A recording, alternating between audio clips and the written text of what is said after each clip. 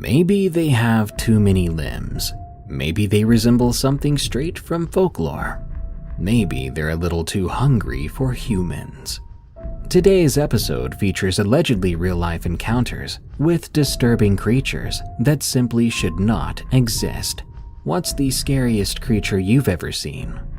Enjoy, and if you have a scary story of your own about the unexplained, share it with me at darkstories.org so I can narrate it. Also, check out eeriecast.com for more scary podcasts. Now, let's begin. The Tall Man. From Anonymous. I'm a 19-year-old college student. I live about 25 to 30 minutes out past any city limits or other houses. It takes me around 45 minutes to get to class every Monday, Wednesday, and Friday. I usually don't get home until late, like after 10 or 10:30 p.m. when I do have class. I live in a little cottage-style home with one other person. One night, I was awakened by a loud thud. When I first heard it, I thought it was my roommate, until I remembered I was supposed to be home alone that night. I grabbed my pocket knife that I kept by my bed and my phone. I tried to be as quiet as I could getting out of bed, but my house was old and it creaked a lot.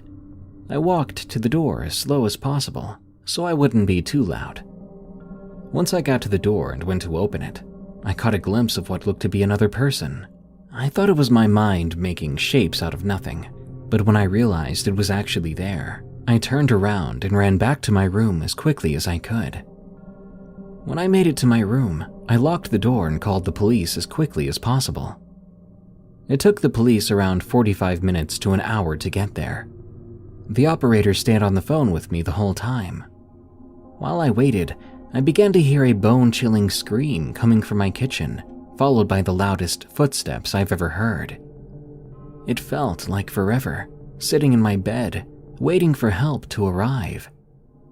Finally, I saw the blue lights come by my window and 4 to 5 shadows outside. I opened the bedroom door and raced to the front door to open it. Once I opened the front door, I just fell into the officer's arms. The police looked around the area, searching for any trespassers. They told me they didn't find anything suspicious though, except a few weird-looking prints around one of the windows and some mud prints inside. When the cops were done and they left, I left too. I went into town and I stayed at a friend's house for the night. The next morning, my dad, my roommate, and I went back to my place to check it out. Once we got there, I saw this weird-looking engraving on all the windowsills. The engraving looked to be a smiley face that someone just carved in with a knife, or something else just as sharp. Once we got to the prints I saw, it looked more like really big feet than shoe prints. The weird thing about it, though, was that they only seemed to have 3 toes, and they were double if not triple the size of my dad's foot, and he wore a size 13.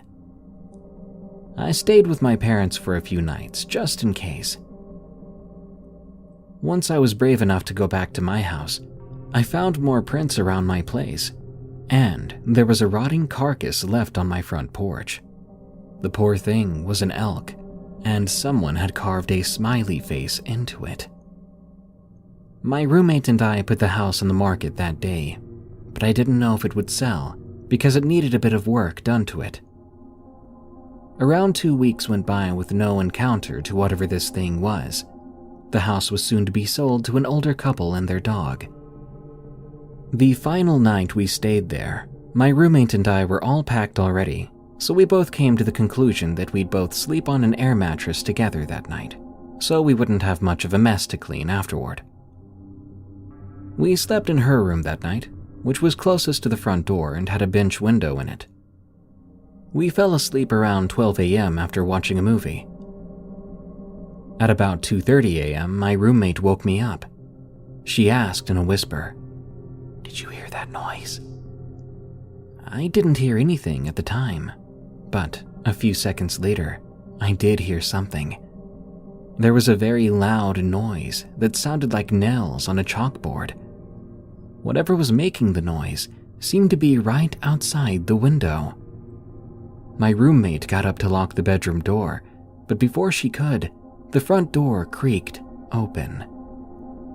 I started shaking really rapidly, and my roommate locked the door and called the cops. It was very quiet, and we were waiting for the police to arrive. We heard our intruder walking over to our door. A thud, thud, thud on the other side of the door on the old wood flooring. Once it got to the door, it began to scratch and scream at the door and walls. About 25 minutes later, it got in through the door, and we saw it before us. A tall, slim, pale figure appeared from the shadows. It was about 7 or 8 feet tall, with a huge smile on its face and long arms. They weren't just long, though, they were touching the floor. I gulped in and took a deep breath. I was ready for the worst. The thing began to walk to me and my roommate, but it was more of a slide than a walk. It seemed to be dragging its feet, but not too fast, so it was taking a while for it to get to us. Right when this thing was about 5 feet from me and my roommate, the blue lights of the police cruisers came flooding through the window. The thing turned really quick and ran out of the door, if you could call it running. It was inhumanly quick, not like a sprint, but also not like an animal running. It was faster. The police rushed inside to get us. They placed us in a car for safety while they checked the area. Once they scanned the area, they let us know that the footprints were back. Now there were also scratch marks on the doorframe and the ground. Words had been etched there. They read, "Everyone needs to smile." We finally sold the house the following day. I heard nor saw nothing else about this thing. This was around 5 or 6 years ago, but I did have a nightmare not too long ago about it. I just can't seem to forget about these experiences. Something stared back. From Season.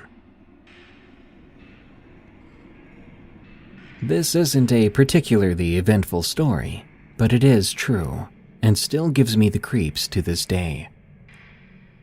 I've always loved the water, the ocean in particular. Even after some of the strange and creepy things I've encountered, it still holds a special place in my heart.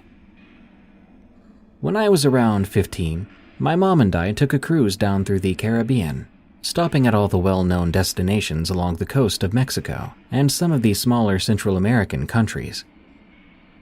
Our last stop before heading back to port was a tiny island off the coast of Honduras. We had decided to book what was supposed to be a relaxing snorkeling excursion.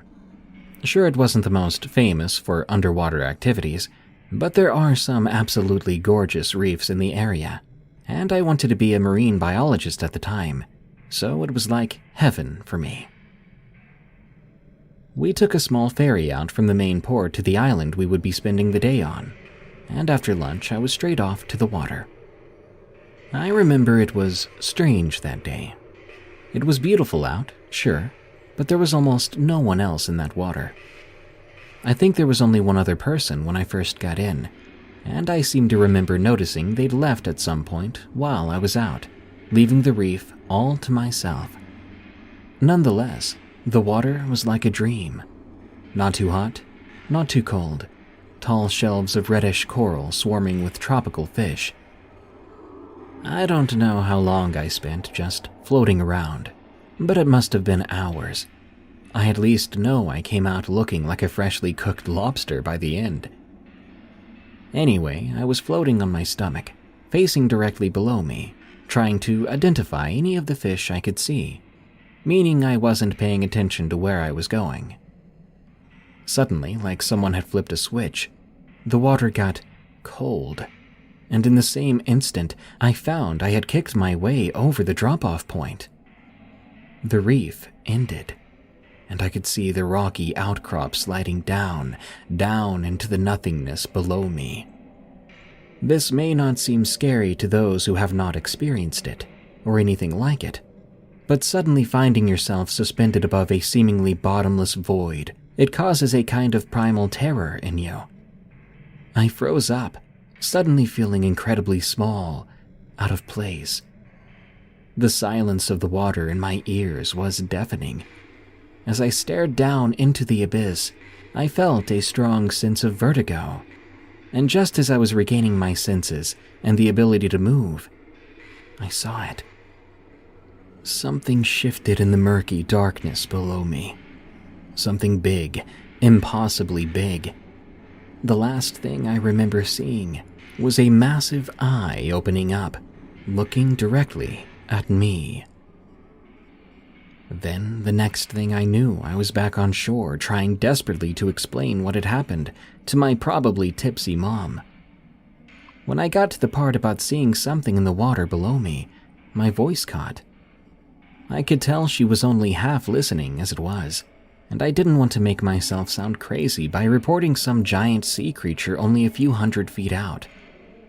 I never told anyone that part of my story, and to this day, I still wonder what it was I could have seen. Maybe it was some whale or other large creature that had drifted closer than usual to the shore.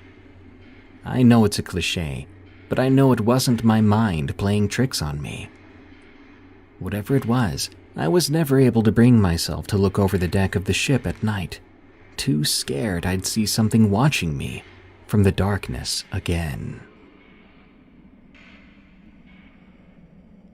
Don't hunt alone in the Ozarks. From That Dude Second. Before we get into what happened, I'll give some background info. I grew up in the southern part of the Ozark Mountains, spending most of my free time working on the farm or hunting and trapping. Now, you occasionally see things or hear things you can't explain, but most things you can brush off as coyotes, or even the stray mountain lion. At the time of the first encounter, I was 16. It was a chillier November evening, and I was out hunting on my family's farm north of Hector, Arkansas. The spot I was hunting had an old logging road running down into the ravine, with a small hill behind me and a cliff face to my right. So darkness started to fall, and I finally got a deer with my muzzleloader. Anyone who has ever shot a muzzleloader can verify nothing ever hangs around after you shoot it. I instantly pulled out my phone to let the guys know I got one, when my arm hair began to rise. The deepest growl or yell bellowed from behind me as I pressed send. Crunch, crunch, crunch. Whatever it was on 2 legs, and it was coming closer, but there shouldn't have been anyone for another 2 hills. This creature began to sniff before growling again. Hastily, I reloaded the muzzleloader and shouted, "This is my farm. Leave or I'll shoot." It growled this time at the base of my tree.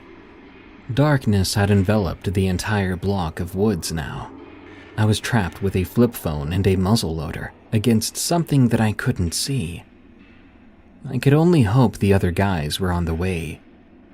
Then I felt the ladder bending slightly, as if it was testing its weight. I pointed my flip phone light down, and I saw 2 red eyes clearly. However, the lights from my family's side-by-side lit up the hill, and the creature ran down into the ravine as Levi and the others pulled up. After a few months, some weird things happened in the area before it finally went quiet. Less than a week later, one of the locals went missing along with his dog in the same area. To my knowledge, he still has not been located. For the next 2 years, I never hunted that area again. Please, never hunt alone in the Ozarks, because what you can't see is more terrifying than what you can. Navajo Horsewalker. From Sea Philly 100. I used to regularly go on these caravans from Denver down to Black Mesa. which is on the Navajo Nation in Arizona. We spent time on both the Hopi and Navajo reservations, working on building projects and herding sheep, and I've got to say, herding sheep on horseback is a truly amazing experience. I was also truly fortunate enough to attend a rain dance on the Hopi side out there on Second Mesa. Everyone was up on the rooftops watching the Kachina dancers do their thing down in the center square below. I was one of the only white people there. There were these particularly tough-looking Hopi guys walking around, which my friend said were dealers. After that, we went to my friend's mom's house and had some super delicious Hopi food before heading back to the Navajo Nation. It was dark by the time we got back to the Hogan, so my buddy and I took a little nature walk to meditate. We'd walked about 100 yards out into the desert night when we heard what sounded like a horse galloping towards us. There are wild horses down there, but we didn't want to get trampled, so we headed back to camp. We heard some coyotes off in the distance, so we figured the coyotes had just spooked some random horse. Well, we had just gotten back to camp when we heard a horse whinny nearby. Once again, we thought it was just that same horse, so we crawled into the tent and fell asleep. The next morning, we could see horse tracks all around our tent. "That's odd," I said. "Must be a real hungry horse," my friend smirked. Hungry Horse is a town in Montana, so it was kind of an inside joke with us. That day was normal enough. We worked on repairing an old Hogan and listened to NPR on the car radio while trying to keep the biting flies at bay. That night was a full moon night. Our group got together to cook some dinner, after which we began to eat. As it turns out, this is a big no-no in Navajo culture, as you're supposed to put together a small spirit plate and leave it out in the bush for the spirits to eat before you.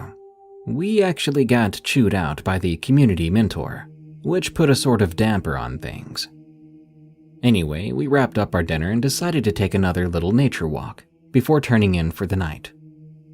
We'd only gone about 50 yards before we heard that galloping sound again. This time we thought it might be cool to stick around to see this horse in question.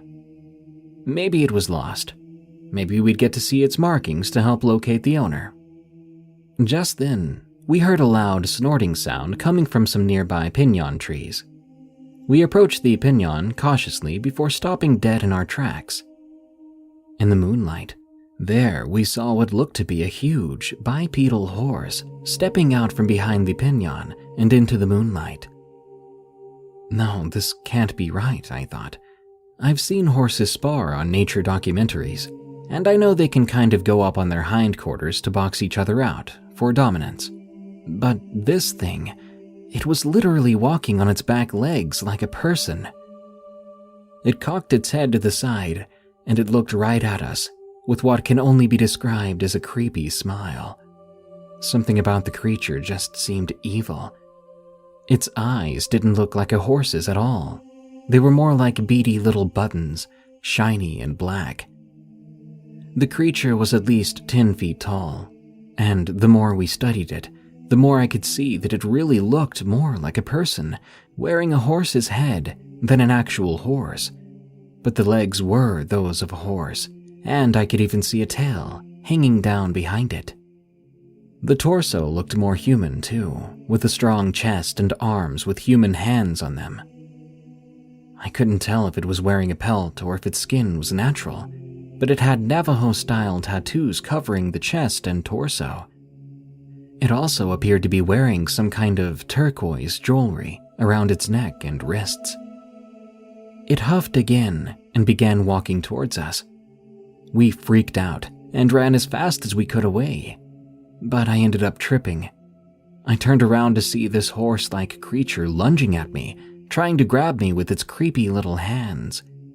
I tried to kick it off of me when it opened its mouth, and I could see what I can only describe as vampire fangs, which it tried to bite me with. I rolled to the side, and it snapped at the air. I threw some dirt in its face and sprinted back to my tent. "What the heck, man? Why did you leave me?" I asked my friend. "It doesn't matter. We need to get the heck out of here. Now." We climbed into the truck, but the engine refused to turn over. In the headlights, we saw that thing stumble out in front of us, so we locked the doors. But it came right at us, ramming its head into the passenger side of the truck. We unlocked and opened the driver's side door, jumping out of the cab and running back to the tent, diving in, quickly zipping up the flap and hiding in our sleeping bags, like little kids afraid of the boogeyman. We heard that thing out there stomping around us, and we heard what sounded like chanting mixed with these strange animalistic growling noises. Just then, we heard a gunshot, and then galloping off in the distance. We still refused to exit the tent, even then, and stayed awake for fear that the creature would return. I must have fallen asleep at some point out of sheer exhaustion, because when I woke up, it was morning. We got out of our tent, and a short time later, we were approached by our Navajo host. I won't say his name out of respect for the culture.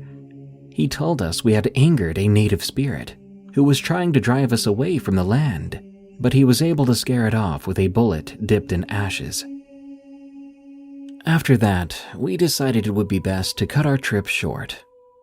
I don't know if this creature was a skinwalker or something else. We didn't want to pry or ask too many questions, as it's very taboo to talk about these things in Navajo culture for fear of attracting their attention. But whatever it was, I hope I never see it again. Tree on the Hill. From Anonymous. When I was about 13 years old, my brothers and I would love to go into the woods in our backyard. We would play in our creek, stomping in the mud, and typical kid stuff. But one day, while I'd been jumping on our trampoline near the woods by myself, I decided I wanted to go into the creek.